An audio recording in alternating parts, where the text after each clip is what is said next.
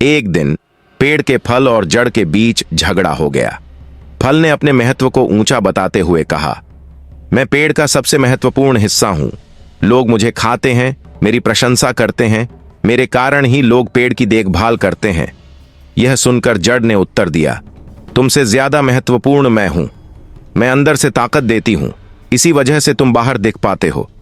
मुझे कमजोर मत समझो, अगर मैं चाहूं तो तुम्हें सूखा सकती हूं। इस तरह फल और जड़ के बीच बहस बढ़ती गई। दोनों अपने अपने महत्व को बड़ा साबित करने में लगे रहे। जब यह झगड़ा बढ़ गया तो प्रकृति वन देवी वहां आईं और दोनों को समझाने लगीं। उन्होंने कहा, तुम दोनों ही महत्वपूर्ण हो। एक दूसरे के बिना कोई भी भाग अपने अस्तित्व को बनाए नहीं रख सकता। प्रकृति ने उन्हें बहुत समझाया, लेकिन फल और जड़ उनकी बात मानने को तैयार नहीं हुए। वे अपनी अपनी बात पर अडिग रहे। तब यह मामला भगवान तक पहुंचा। अहंकार के इस झगड़े को खत्म करने के लिए भगवान ने कठोर उपाय अपनाने का निर्णय लिया। उन्होंने भारी ओले और बारिश बरसाई। ओले गिरते ही सारे फल जमीन पर गिर गए। अब फल को अपनी वास्तविक स्थिति का अनुभव हुआ।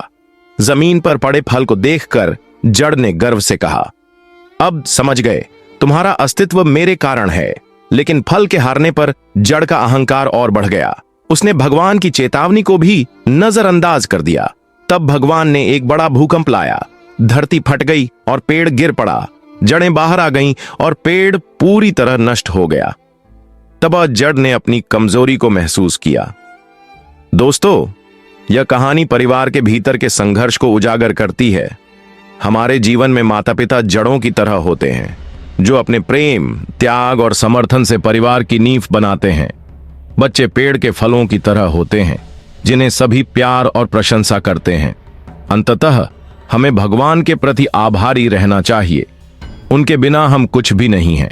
सहयोग और आपसी समर्थन से ही जीवन समृद्ध और पूर्ण होता है। अहंकार और स्वार्थ केवल विनाश की ओर ले जाते हैं। दोस्तों, यह वीडियो आपको कैसी लगी?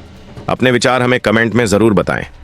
अगली कहानी जानने के लिए हमारे चैनल को सब्सक्राइब करें और बेल आइकन दबाएं ताकि आप कोई भी कहानी मिस न करें। धन्यवाद।